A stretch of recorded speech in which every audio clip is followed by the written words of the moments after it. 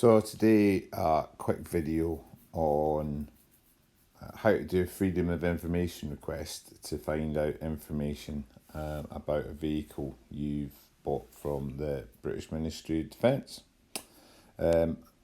Recommended website used in loads and loads of places is this What Do They Know? It's actually free to use and dead simple to sort out. So if we press on this make a request and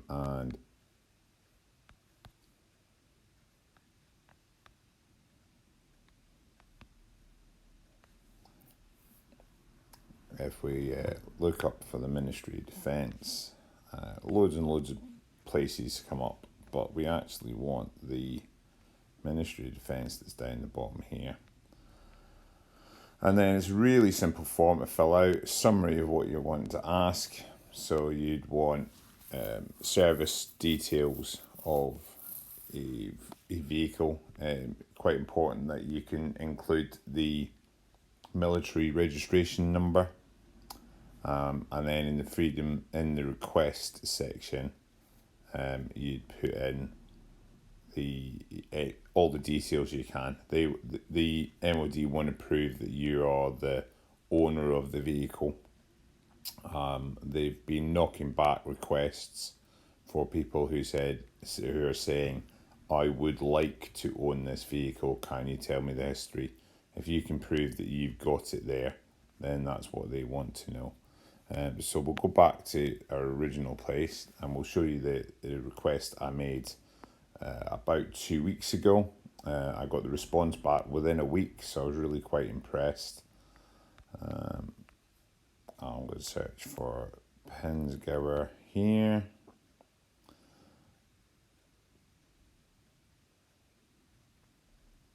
Okay, and there's a few requests that have been made.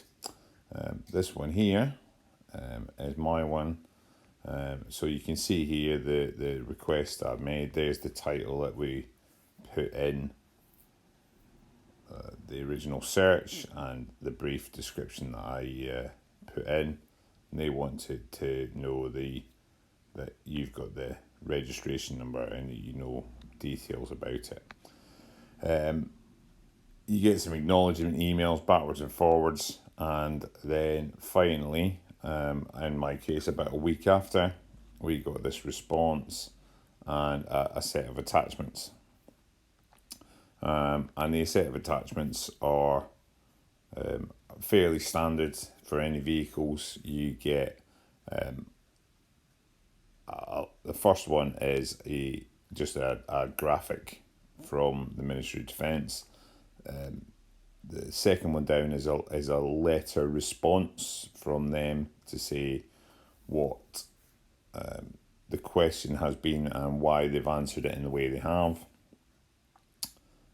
So we'll look at that. So here we have, and they're giving you a brief outline of what has been included in this Freedom of Information request. So you got your 5 annexes. Annex A is your ownership history, and that's been redacted. And we'll look at the redactions in a little while. Fault histories, inspection histories, modification history, and service history. So lots of good information in there. Apparently you can appeal to have redacted sections taken unredacted, but that's a big process and it's more detail than I would like to really need to have. And what you can see what's going to be included in the previous one in a second. So Annex A, we'll look at that one. So this is our vehicle details. You've got your chassis number, your asset codes, description of the vehicle, paint colour, and you've got who have used the vehicles through the time. So basically, it's spent the whole time with 2 para. 2nd Battalion Parachute Regiment. It was delivered to the Army on the 6th of the 3rd, 95. It sat about there for 8 months before it got delivered to the Parachute Regiment. And it's had a couple of weeks before it went on some kind of deployment, I would suggest. It's been where it's been for about 4 years. Come back to 2 Para for a whole 2 weeks before it went for what I would suggest is the refit in 2006. And then went back to 2 Para for a little while and then went for storage and disposal possibly. But there's more detail in other documents. It's been used a lot more extensively than this would suggest. So looking at Annex B. Okay, so this is the vehicle's service history, what it's had done to it through its life, with dates and everything. Had a new ignition barrel in the 4th of June 2019. Now I know that this got sold at auction without an ignition barrel, so I would suggest that they knew that it was a brand new one, so they robbed it straight out of it very quickly after it was fitted before it went for disposal.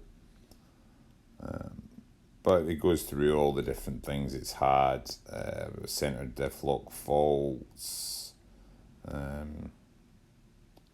renew the dash preheat warning light, every little nook and cranny that has had something done to it.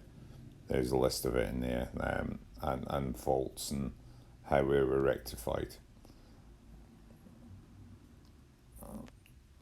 And then Annex C. So this is its service history rather than its repair history. So it's had its 6 monthly inspections, annual headlight alignment check, etc., etc. So it was having work done to it in January this year, and certainly was having 6 months inspections last year. So that's all quite encouraging. Had brake checks and things done in January this year. So it's been relatively recently used, so I'm quite happy that that's the case. And then Annex D, we go down to there. These are modifications that it's had. All the modifications it seems to have had are that it's had the wheel bolt indicators, which are the little plastic arrows. But again, there's more to that history than that as well, from the modifications that have been fitted. And then we've got more. These are the major services, so the six month and 3 yearly services. So these are services rather than safety inspections. And they've got the due dates on them for things as well. The 3 yearly 48,000 kilometre service, that includes the timing belt. So that is quite good that it's been sometime in 2019 it's had the timing belt and things done, so that's good to know. So I'm happy with that. So that means I can get on with getting the vehicle registered without having to do major surgery in the engine. But it's something I will look at next year, is replacing that timing belt. So that was the 5 documents that we basically receive from the Ministry of Defence to tell us about what our vehicle's history is been. Interesting stuff. They're worth having a rake through, especially if you're going to be showing the vehicle or anything like that. Then it gives you a bit of something that you can talk about when you've got display boards and things up about vehicles. So yeah, just a quick video on how to do a Freedom of Information request. A lot more simple and a lot faster than these things used to be, when you used to have to write to the Royal Logistic Corps Museum to request these items. So Freedom of Information requests are quite a good thing in that response. So that's that for just now. I hope to see you for more updates and things on our truck moving forward.